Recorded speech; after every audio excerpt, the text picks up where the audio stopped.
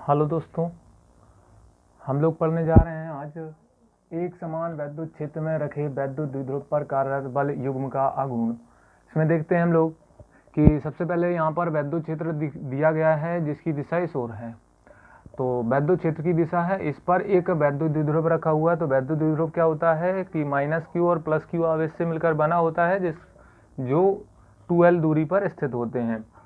तो यहाँ पर एक वैद्युत द्विध्रुव रखा हुआ है जो वैद्युत क्षेत्र की दिशा से, ये वैद्युत क्षेत्र की दिशा है, यहाँ से ये थीटा एंगल पर रखा हुआ द्विध्रुव है, वो थीटा एंगल पर रखा हुआ है। यहाँ पर ये -q आवेश है, ये -q आवेश रखा हुआ है बिंदु B पर और +q आवेश रखा हुआ बिंदु A पर। तो +q आवेश के कारण जो वैद्युत बल कार्य करेगा वो वैद्युत क्षेत्र की ही दिशा में करेगा, और -q आवेश के कारण जो वैद्युत बल कार्य करेगा वो वैद्युत क्षेत्र की विपरीत दिशा में कार्य करेगा। तो यहाँ से हम लोग देखते हैं एक बल ये, दोनों बल क्या कर रहे हैं, एक दूसरे के विपरीत है लेकिन परिमाण में दोनों समान है। यानी F2 बराबर में है QE और F1 बराबर में है, ये भी QE होगा। तो दोनों बल क्या होंगे, बराबर होंगे और विपरीत दिशा में लगाएंगे तो क्या होगा, ये वैद्युत द्विध्रुव घूमकर, ये इस प्रकार से रखा हुआ है, ये वैद्युत द्विध्रुव घूमकर क्या करेगा, ये वैद्युत क्षेत्र की दिशा में करने का प्रयत्न करेगा। मतलब एक बल ये, दूसरा बल ये, तो बलों का एक जोड़ा हो गया जिसको हम कहते हैं बल युग्म। तो बल युग्म क्या करेगा, इसको घुमाने की प्रवृत्ति रखेगा। चाहे यहाँ से ये जो दूरी होती है ये दोनों बलों के बीच की लंबवत दूरी होती है। तो यहाँ से ये जो कैलकुलेट करेंगे तो क्या करेंगे, ये समकोण त्रिभुज हो गया, समकोण त्रिभुज में sin थीटा का फॉर्मूला लगा देंगे तो यहाँ से लंब बटे में कर्ण हो जाएगा। तो यहाँ पर ये जाएगा 2l sin थीटा में, यानी ये आपकी जो बीच की जो दूरी हो गई है वो कितनी आ गई, 2l sin थीटा। तो यहाँ से वैद्युत द्विध्रुव का आघूर्ण जो होगा तो हम लोग लिखेंगे +q आवेश के कारण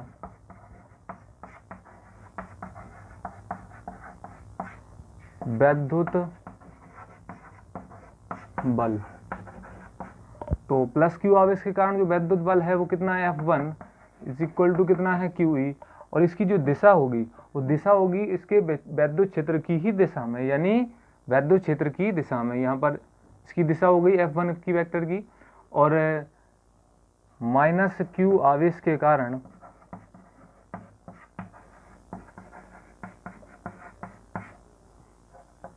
-q आवेश के कारण जो वैद्युत बल कार्य करेगा, वैद्युत बल F2, ये भी क्या हो जाएगा, QE। तो यानी इनके जो परिमाण है वो दोनों समान हैं और ये एक दूसरे के विपरीत हैं। तो इसका मतलब ये दोनों बल युग्म, दोनों बल मिलकर एक बल युग्म का निर्माण कर रहे हैं, और जो इस द्विध्रुव को क्या कर रहा है, घुमाने की प्रवृत्ति रखता है। तो घुमाने की प्रवृत्ति को कहते हैं हम आघूर्ण।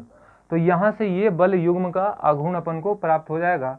तो बल युग्म का आघूर्ण यहाँ से निकालेंगे, क्या हो जाता है, बल युग्म का आघूर्ण। तो बल युग्म का आघूर्ण ये टाउ बराबर होता है एक बल गुणा दोनों बलों के बीच की लंबवत दूरी, दोनों बलों के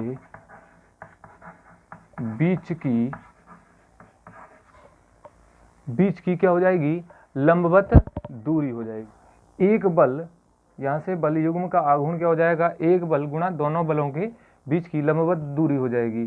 तो यहाँ से टाउ बराबर एक बल यानी QE इंटू दोनों के बीच की दूरी कितनी हो जाएगी, 2l sin थीटा। तो यहाँ से टाउ बराबर मिल गया अपन को QE into 2l sin theta. अब यहाँ पर देखते हैं Q इंटू 2l, ये किसका कार्य करता है, वैद्युत द्विध्रुव आघूर्ण का। यानी वैद्युत द्विध्रुव आघूर्ण क्या हो जाएगा, PE हो जाएगा यहाँ से। तो यहाँ से नोट कर लेना है।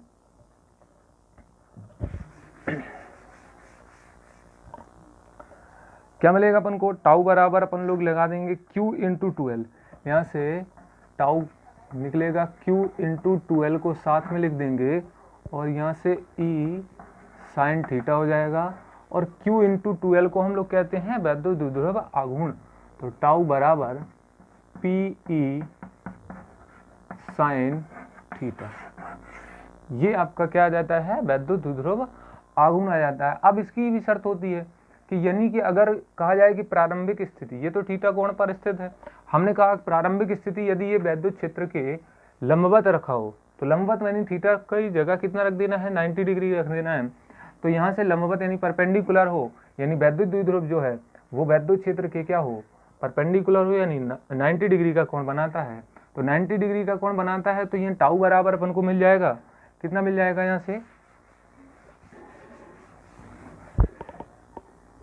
यहाँ से टाउ बराबर पी ई साइन थीटा। तो यहाँ से टाउ यानी थीटा इज इक्वल टू कितना रख देना है, 90। जब कब रखना है थीटा बराबर 90, जब यहाँ से वैद्युत द्विध्रुव जो थीटा एंगल पर रखा हुआ है, ये कहाँ पर रखा हो, ये रखा हो वैद्युत क्षेत्र के लंबवत रखा हो। तो थीटा बराबर 90, तो टाउ बराबर क्या मिलेगा अपन को, पी ई साइन 90, और साइन 90 का वैल्यू कितना हो जाता है, पी ई इंटू 1, तो 1 का तो यहाँ पर टाउ आ जाएगा। ये टाउ जो होगा कब, ये जो मैक्सिमम होगा, यानी टाउ जो है जब परपेंडिकुलर रखा होगा वैद्युत द्विध्रुव, तो ये टाउ जो है वैद्युत द्विध्रुव आघूर्ण सबसे अधिकतम लगेगा। तो यहाँ से ये टाउ जो है वो मैक्सिमम कहलाता है।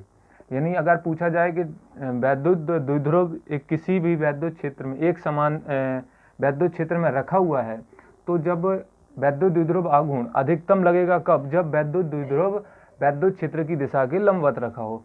अब हमने कहा कि ये प्रारंभिक स्थिति माने या नहीं जीरो एंगल पर रखा हुआ है, तो जीरो एंगल पर रखा है तो टाउ कितना हो जाएगा, 0 हो जाएगा। फिर हमने कहा ये 0 से ये घूम करके ये इस प्रकार से ये रखा होता है ये। अभी इसमें हम लोग क्या कर रहे हैं कि अगर घूम के ऐसा आ जाए, मतलब ये जब ऐसा रखा होता है और घूम के ऐसा आ जाए, मतलब ये 180 डिग्री घूम गया, यानी 180 डिग्री घूम जाएगा, तो यहाँ से यानी वैद्युत क्षेत्र की विपरीत दिशा में हो जाएगा। तब यहाँ से टाउ जो है वो साइन कितना रख देना है अपन को, 180 रख देना है। तो साइन 180 की वैल्यू भी कितनी होती है, 0 होती है। तब भी ये टाउ मैक्सिमम, टाउ क्या हो जाएगा, मिनिमम हो जाएगा। और जब वैद्युत क्षेत्र के समांतर रखा हो, समांतर दो प्रकार से रखा जाता है, यानी 0 एंगल पर भी होता है और 180 डिग्री पर भी समांतर ही कहलाता है।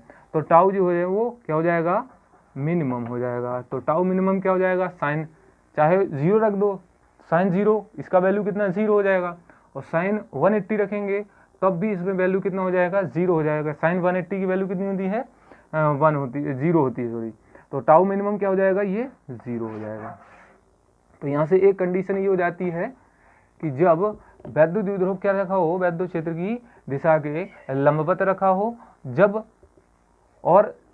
वैद्युत द्विध्रुव वैद्युत क्षेत्र की दिशा के समांतर रखा हो, तो समांतर चाहे 0 अंश पे रख दो चाहे 180 पे रख दो, तब भी ये कितना आ जाएगा, 0 आ जाएगा। टाउ मिनिमम 0 हो जाएगा। तो यहाँ से ये निकाला जाता है हम लोग को वैद्युत एक समान वैद्युत क्षेत्र में रखे, तो एक समान वैद्युत क्षेत्र हो गया रखे, वैद्युत द्विध्रुव भी हो गया, तो वैद्युत द्विध्रुव रखा हुआ है, इस पर जो बल लगने वाला बल युग्म का आघूर्ण होता है वो टाउ बराबर होता है पीई साइन थीटा। जो थीटा होता है वो वैद्युत क्षेत्र और वैद्युत द्विध्रुव के बीच का ये कोण होता है। आई होप आपको समझ में आ गया होगा। टाउ बराबर पीई साइन थीटा, ये हम लोग को बड़ा इंपॉर्टेंट है, बोर्ड की परीक्षा है, यूपी बोर्ड के हिसाब से ये कई बार ये क्वेश्चन पूछा गया है, इसलिए आप इसको ध्यान से समझ लेना। और यदि आपको अच्छा लगे इसमें तो सब्सक्राइब करिएगा चैनल को और लाइक करिएगा और शेयर करिएगा।